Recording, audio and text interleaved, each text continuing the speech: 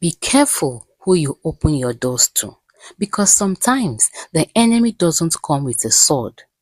She comes with a soft voice, bare feet, and a hidden agenda. This is the chilling tale of Madam Amaka, a wealthy woman who showed kindness to a girl from the village, only to discover too late that the girl was sent with a purpose that would change her entire life. Once upon a time, there lived a woman called Madam Amaka. Madam Amaka was a woman many envied. She was rich, elegant, blessed with a flourishing salon, and married to Chief Dike, a prominent businessman. They had no children yet, but their home was warm, structured, and respected. When Amaka traveled to her late mother's village for a funeral, she met a woman, old, quiet, and very poor. She introduced herself as Mama Ozioma and begged Amaka to help her daughter Uju, who was suffering in the village. Uju looked quiet and humble, but looks can be deceptive. Out of pity, Amaka agreed. She brought Uju to the city to work as her maid. Amaka fed her, bought her nice clothes. She enrolled her in school. Amaka treated Uju like family, but she was in for a shocker. Amaka couldn't have predicted the calamity that was about to befall her.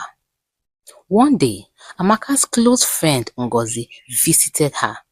They were close friends and Amaka held Ngozi in high regard, which is why what Ngozi said troubled Amaka. Uju had come in to serve the two friends some refreshment, and after she left, Ngozi's countenance changed.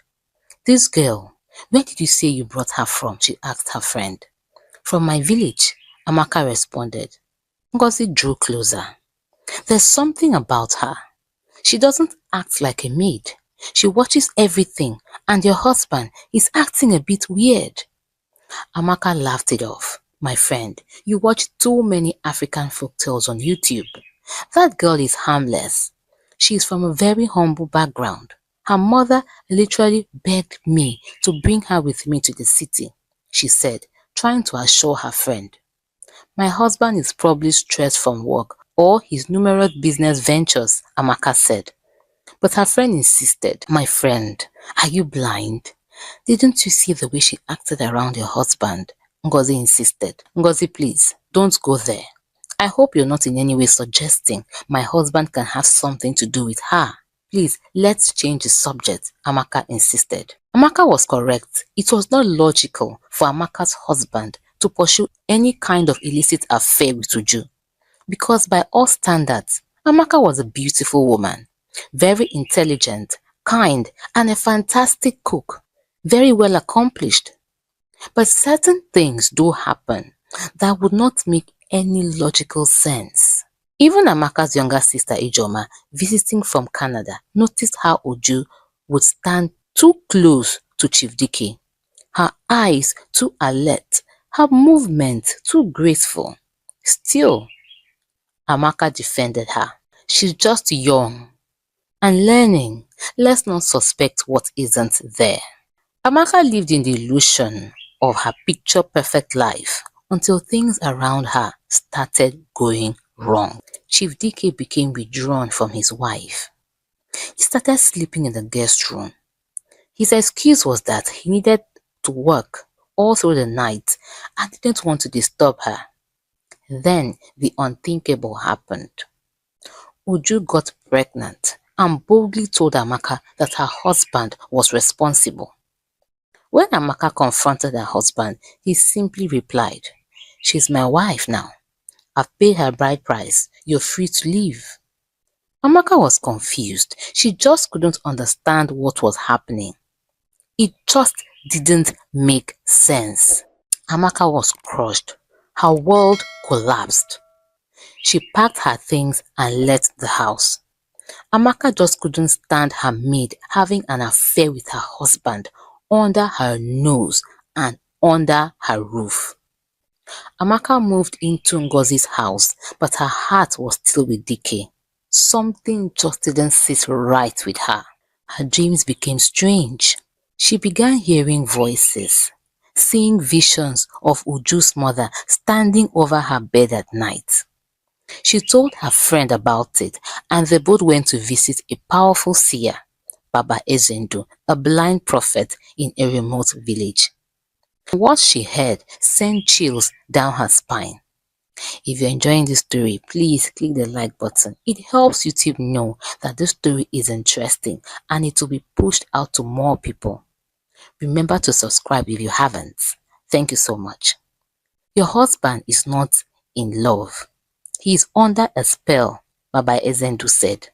The girl you welcomed into your home was sent to destroy it. The woman who begged for help is a snake and now she calls in your bed.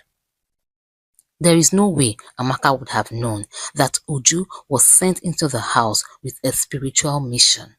Her mother, Mama Ozioma, was a priestess of an underground coven known for using beauty and manipulation to break powerful marriages and gain wealth through spiritual bonds.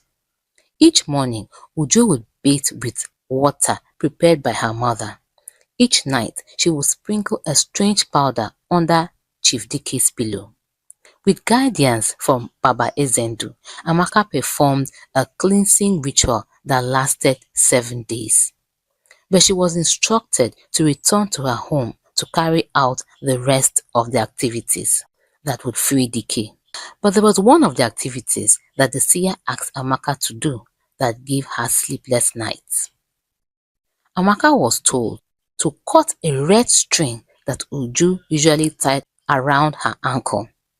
Amaka had asked Uju about the red string when she came into her home newly, and Uju had told her that it was for protection. Amaka couldn't have known that it was a charm. Amaka couldn't believe how blind and naive she had been. She found it even more difficult and demeaning going to face Dike and Uju. But she summoned the courage and went back. Uju gave Dike the condition that Amaka could only come back as a maid. Amaka had no choice. She agreed. Uju made her life a living hell. Uju, her maid, asked her to cook. When she refused, Uju would tell Dike, and Dike would tell Amaka that Uju was now in charge, and if she didn't do what Uju wanted, she would have to leave his house. Amaka had no choice but to cook, mop the floor, wash Uju's clothes, and with her hands, even though they had a washing machine. All the while, Uju would stand beside her, sipping her wine, mocking her, and giving her more instructions. Amaka, who was doing everything Uju wanted, was planning quietly, and when it was time, she swung into action. She carried out all the activities the seer had instructed her to do. She poured oil at the corners of the house, she burned her husband's old clothes, but one final task remained: the red string tied to Uju's ankle. Amaka had a plan, but she didn't know if it would work. One day, Amaka sat outside and began to do her pedicure. Uju came out and saw her and laughed out loud. She went in and returned with a pile of clothes and dumped them right on Amaka's freshly painted toenails, smearing the nail polish that hadn't dried yet. "Who are you painting your toenails for? I hope it's not for my man. Wash these clothes and when you're done, come and repaint my toenails." Amaka proceeded to wash the clothes and then went in to attend to Uju.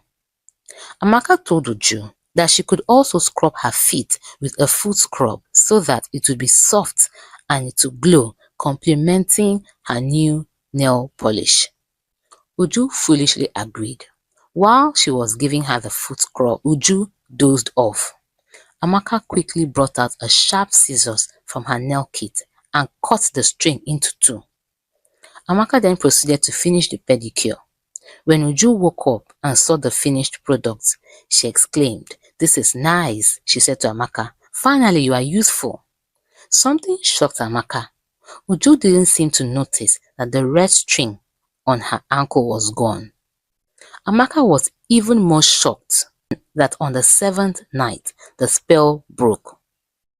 Chief Dike collapsed, vomiting dark liquid. When he awoke, he screamed, "Where's my wife?" It was shocking that Chief Dike, that had completely abandoned his wife for months, was now asking about her.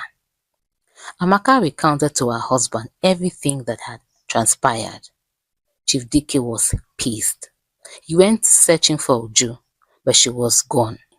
No trace, no word. But there was one more surprise in store for Dike and Amaka. Months later, a young man arrived at the house. He introduced himself as Uju's lover. He then said he had been away in the village for his mother's funeral. He looked around confused, asking, "Where's Uju and my baby?" Amaka and Chief Dike were stunned. The young man revealed something that shocked Amaka and Chief Dike. He told them that the baby Uju claimed belonged to Chief Dike was his. He had no idea she caused so much havoc, lying to everyone that Chief Dike got her pregnant. They searched for her in the village, but by then, Uju, her mother, and the child had vanished. Rumors had it that Uju had returned to her mother's shrine. Nobody seemed to know where the shrine was located. Amaka and Dike renewed their love, and she rebuilt her life, stronger, wiser. She now runs a foundation for women who have been betrayed and deceived. She often says, "Never open your door so wide that even your enemy walks in smiling." Because sometimes the people who call you madam today may be planning to wear your crown tomorrow. If you enjoyed this story, remember to give me a thumbs up, subscribe if you haven't. Remember, subscription is free. Watch this video on the screen. I'm sure you're going to enjoy it.